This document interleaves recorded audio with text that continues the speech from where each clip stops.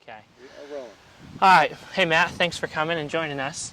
One of the things that we're trying to do here is be instructive, particularly for golfers who are trying to learn the game and get to another level. So one of the questions we wanted to ask you, who's someone who's had a lot of success in the game, are what are some key lessons that you've learned along the way that you think have allowed you to overcome some of golf's obstacles? What are some good lessons and moments you've had?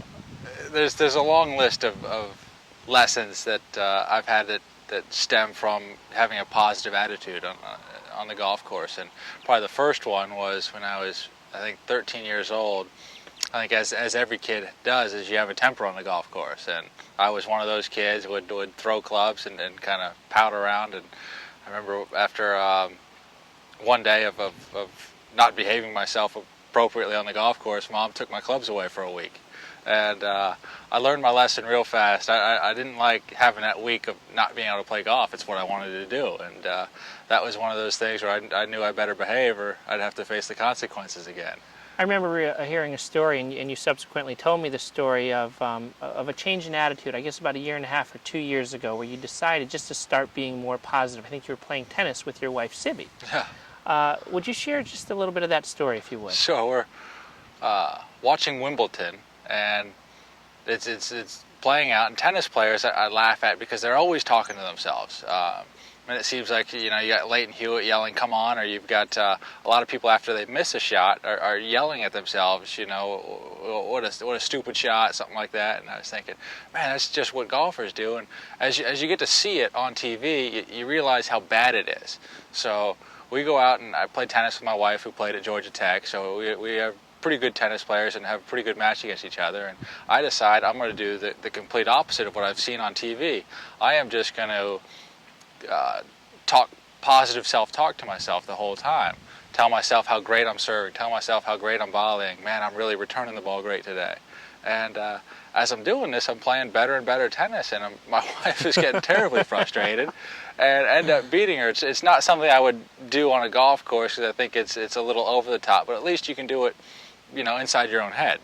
And I've kind of converted that over, and it's as little as making a 3-foot putt that you really want to make, that you hit a great putt that goes right in the middle. And you say, man, that was a great putt.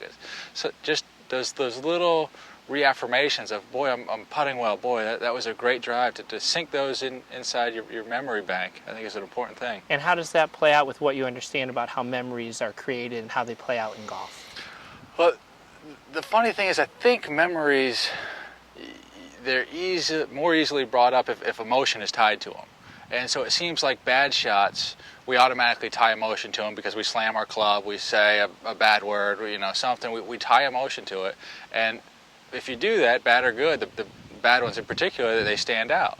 So if you can tie emotion to it, if you can go ahead and get excited, and you see Tiger Woods, and I don't know if he does this on purpose, but he goes ahead and celebrates, fist pumps, he gets into Sure. great shots. Where most of the rest of us hit a great shot and we expect it. You just kind of go, yeah, that's what I do. I'm a professional golfer. But a bad shot, you'll yell at yourself for, but you won't celebrate a good shot. Right. And so celebrating a good shot, and even it doesn't have to be a huge fist pump or something like that, just a simple thing of, telling yourself, man, that was a great shot. Yeah. And if you can put those in the memory bank, you can repeat them a lot easier. Sure. A couple more questions for you, and then we'll let you go. I know you got a busy day in front of you. One of the questions I wanted to ask, and switch gears a little bit, is we want to learn a little bit about the zone, what you guys call the zone, which psychologists call flow states. Can you recall a time when you were in flow recently on the golf course? I think the best time, and unfortunately it wasn't too recently, but would have been my win at the Honda Classic in 2002. And the back nine, I think I shoot 5 under on the back nine, and had no idea where I was, how many under I was. Had just was playing golf and was putting great, was playing great. Knew I was in contention, but didn't look at leaderboards. Wasn't sure exactly where I was, and just kept making birdies. And as it turned out, I win the tournament, and I'm talking in the press room, and they're telling me that I realized I shot 31 on the back nine. I said, I had no idea. You were just lost in the moment. And that was completely lost in the moment, yeah. And that's characteristic of flow states. The other thing that happens with golfers is they say that time slows down. It feels as if things are moving more slowly, and the fairways look bigger, and the hole looks bigger. Is that consistent with your experience. Absolutely. It's particularly something you can see when you putt. For some reason, on the putting green, sometimes you feel comfortable. Sometimes you line up and you may have a 25-footer, but you just know what's going in. The hole looks huge. And it's something we wish we could do a better job of recreating. I think all of us wish we could get into that zone more often. I think that's, with the help of guys like you, we try to figure out how to get in that state more often. Sure, sure. And last question I want to ask you is, you and I have talked occasionally over the years about playing fearless golf and picking targets and just trying to really commit to shots. What does that mean to you when you're going good?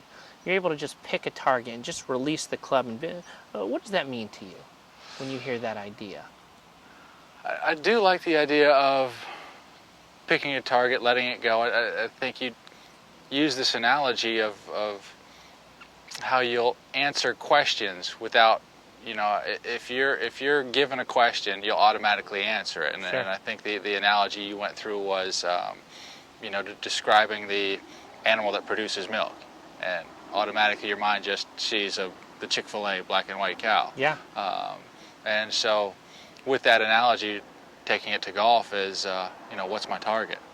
Automatically, your mind focuses on whatever your target is. What an interesting time to bring that up. And I tell you that, and I don't mean to interrupt, but yesterday I was walking with a player, and he thought something was wrong with his golf swing.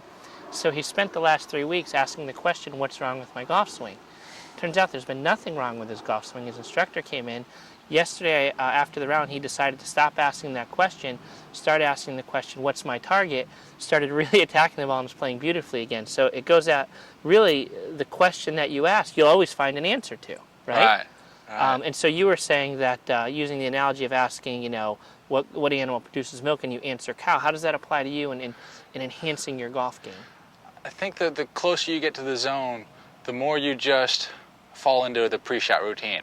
And if that pre-shot routine stems with how you walk up to a practice swing, ask yourself, what's my target, and then hit the ball. And you don't think mechanically, you think, what's my target, and you hit it at your target. And I think that the less mechanical thoughts you have and the more you fall into that pre-shot routine, the more fearless you can play. Perfect. Matt, thanks for your time.